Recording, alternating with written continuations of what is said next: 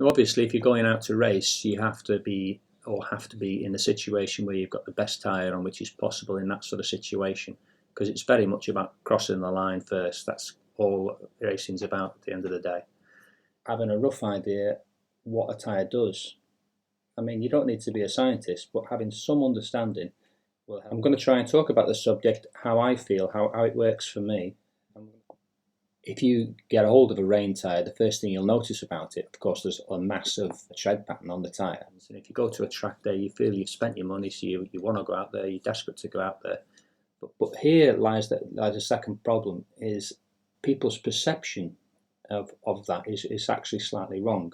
One of the biggest questions people ask me when it comes to rain tyres and the when do you make the change? Intermediate tyre, a true intermediate tyre, is still quite soft and the carcass is quite soft, but the rubber blocks now are much bigger. It's not exactly a slick, but it's getting. So compound plays a really important part in this, but that goes against the temperature of the air temperature and the ground temperature and the working temperature of the tyre.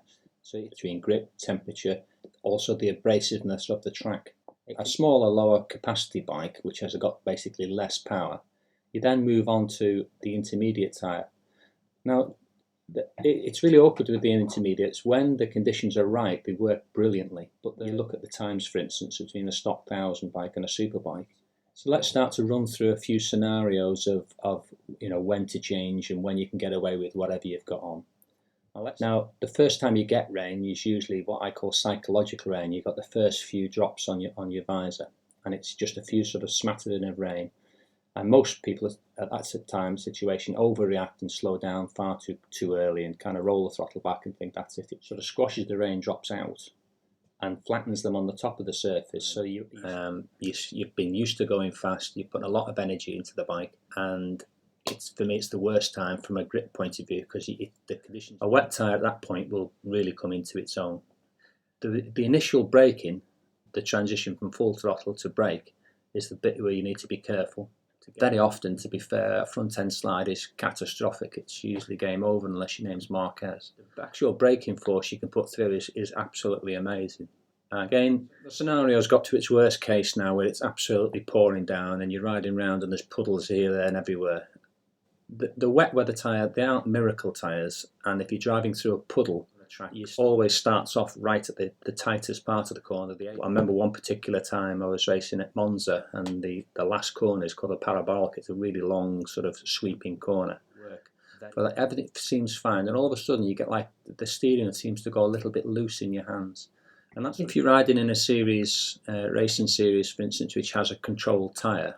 That doesn't mean stopping and having a tab at the side of the track. It's when you're physically riding around on the bike, is not gripping it like it's trying to kill you. If I'm going out on wets, I will put the tyre in a tyre warmer, and mine aren't temperature controlled, I can't vary it. So it's always a bit of a gamble at the end of the day. People always feel more confident about leaving the wet on the front to give them control. And as the grip starts to fall away, and it happens very, very quickly, you'll tend to get a little bit of oversteer the handlebar. So one of my little favourite tools I've got is a little laser temperature gauge, which you can measure the temperature of the tarmac itself. The wear rate will be pretty okay, but the actual grip starts to run away from you, because any feedback which is coming up through the bars, through the forks and suspension, now all you can do at that point, apart from jump off it and scream, is to get the wheels to grip, and all of a sudden you'll see the bike, when it does survive, you'll see the bike grip, and up he goes. Confidence it inspires, because it kind of takes over for you. To be honest, it's just amazing, really. Throttle development is key to this. Now, if you're riding a bike like, say, a TZ, which has got a very sharp, narrow power band, where the bike comes on song quite quickly.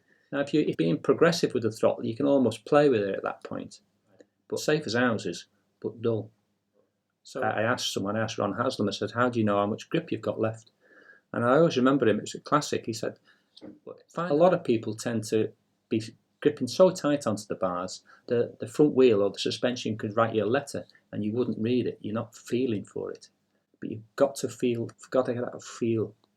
It's a very difficult subject to talk about, but it's part of the wet weather thing, I'm afraid. Patron. And then you can get to see all of my online content.